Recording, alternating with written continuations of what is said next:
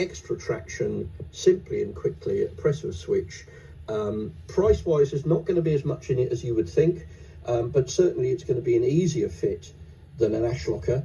I've had a damn good look on their website. I can't see at the moment any spare parts listed, but I think, you know, this is very new on the block, and as such they probably haven't got round to it yet. But parts prices and parts availability is something that we always look at, and it's why we strongly recommend ash lockers at the moment over anything else. Now, when you look at the Terrafirma e-locker, this is listed on their website, but you can't actually buy it directly from Terrafirma. You need to go through an agent.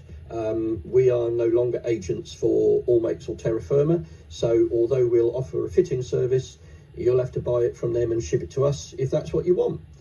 Now, I was at CAM when the first drop-in locker, as it's called, DIL locker, came out, and it really was not the greatest design, and I didn't like them at all. This is a very different ball game. We have a whopping great, looks like about 20mm pin. I might measure that.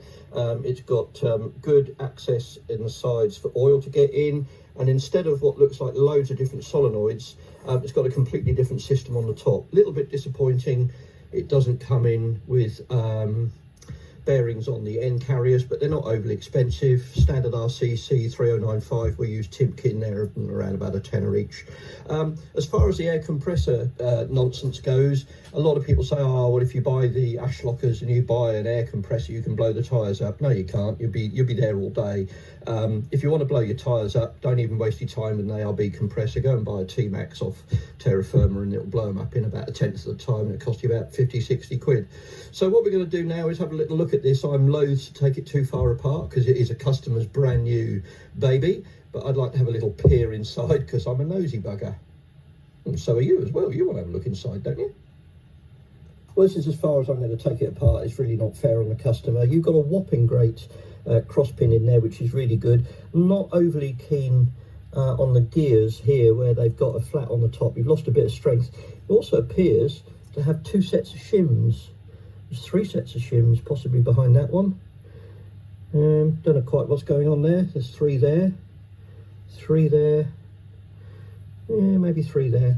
The gear itself, locking ring, yeah, okay, and then underneath there's the locking gear and a very strong return spring.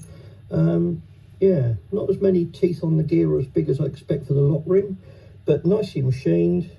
And we'll put that back together and we'll go ahead and build it. I think it's all coming down